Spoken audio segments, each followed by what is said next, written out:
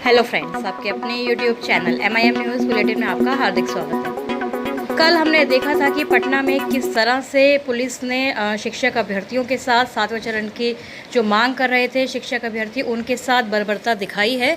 और अब आज के अखबारों ने जो खबरें प्रकाशित की हैं वह इससे संबंधित तो हैं ही, साथ ही कुछ ऐसा प्रकाशित हुआ है जिससे अब 7 फेज़ की जो पिक्चर है वह और क्लियर होती हुई नज़र आ रही है।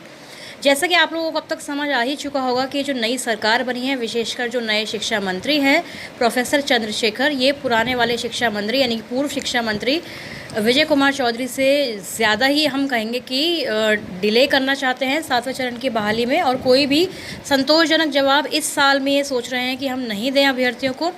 और आज के अखबारों ने भी इस खबर की पुष्टि कर दी है।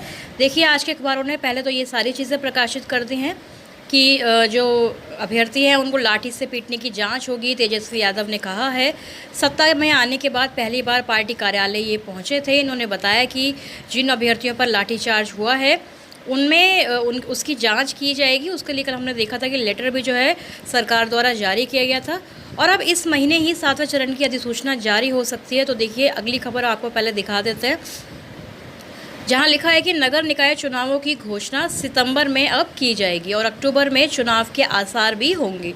तो इस खबर को पढ़ने के बाद अब आप लोगों को ये अंदाज़ा तो हो ही गया होगा कि सितंबर और अक्टूबर में 7 फेज़ का जो नोटिफिकेशन है, जो अधिसूचना है, वह जारी होने से रही। क्योंकि आप लोगों को कल हमने बताया था कि 7वें चरण की बहाली से पहले सरकार जातीय गणना के बारे में विचार कर रही है, और सितंबर के महीने में यानी कि सितंबर लास्ट में ये जो जातीय गणना का कार्य है वह होने वाला है। तो उस दौरान सरकार शिक्षक नियोजन का कार्य स्टार्ट नहीं करेगी। और अब एक और जो ये खबर आज प्रकाशित हो चुकी है कि नगर निकाय चुनावों की घोषणा अब सितंबर में होगी। तो आचार संहिता की भी बात होती है, और उसके बाद अक्टूबर में अगर चुनाव होंगे तो चुनाव के दौरान तो कोई भी नया जो नोटिफिकेशन है, जो विज्ञप्ति है, अधिसूचना है, वह जारी नहीं होगी। तो अक्टूबर के बाद ही अब आप लोग ये मान लें कि नवंबर के महीने में अगर सरकार ने पॉजिटिव अपना रुख अपनाते हुए ये चाहते हैं कि बहाली करेंगे जल्द से जल्द, तो नवंबर के महीने में भी आप लोग मान लें कि अब जो शिक्षक बहाली का नोटिफिकेशन है, चाहे वह माध्यमिक का हो, उच्च माध्यमिक का हो या फिर प्रारंभिक का हो, वह देखने को मिल सकता है, इसकी संभावना है।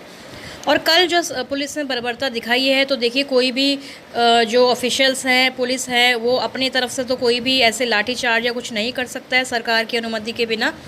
तो ये नई सरकार का ही आदेश रहा होगा कि इस तरह से जो शिक्षक अभ्यर्थी हैं उन पर लाठीचार्ज करके उनको वहाँ से हटाया जाए। प्रकाशित कर दिया है अखबारों ने कि पटना में जो है धारा 144 भी लागू कर दी गई है। 23 से 25 अगस्त तक ये जो धारा 144 है, इसको लागू करने की घोषणा की गई है। जो डीएम है वहाँ के पटना के चंद्रशेखर सिंह, उनके द्वारा ये जो घोषणा है वह की गई है। कल जो 7वें चरण के नियोजन की मांग को लेकर हंगामा हुआ उसके बाद, तो देखिए कितना नेगेटिवली इस खबर को अखबारों ने प्रकाशित किया है कि हंगामा हुआ, जबकि ये कोई हंगामा नहीं था। जो शिक्षक अभ्यर्थी हैं वह केवल पैदल मार्च कर रहे थे, लेकिन उन पर बल का प्रयोग पुलिस द्वारा किया गया, और इसको अखबारों ने इस तरह से प्रकाशित किया है कि अभ्यर्थियों ने हंगामा किया। तो आप लोग समझ सकते हैं कि सरकार का रवैया, पुलिस का रवैया किस तरह से है शिक्षक अभ्यर्थियों के लिए। हम लोग सोचते थे कि आंदोलन करेंगे, हड़ताल करेंगे, ट्विटर कैंपेनिंग करेंगे तो सरकार हमारी बात सुन लेगी, लेकिन अब तो सरकार और ज़्यादा सख्त, और जो तेवर है सरकार के वे बहुत ज़्यादा बदले हुए नज़र आ रहे हैं।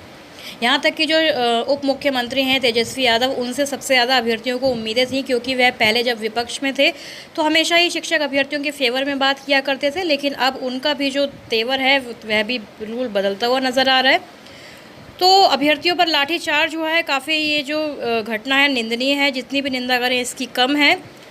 अखबारों ने इस खबर को प्रकाशित तो ज़रूर किया है कि सीटेड बीटेड अभ्यर्थियों पर जो है लाठीचार्ज हुआ, 2 दर्जन अभ्यर्थी घायल हुए हैं। डाक बंगला व गांधी मैदान क्षेत्र में धरना प्रदर्शन पर रोक लगा दी गई है 25 अगस्त तक।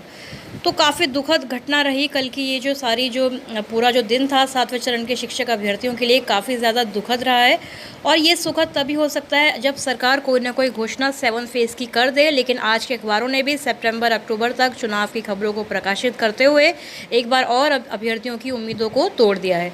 तो हो सकता है कि नवंबर के महीने में अभी जो अधिसूचना है इसको सरकार जारी करे, क्योंकि सितंबर और अक्टूबर सरकार ने पहले ही ऑक्यूपाई कर लिए हैं अपने चुनावों के लिए और जातीय गणना के लिए।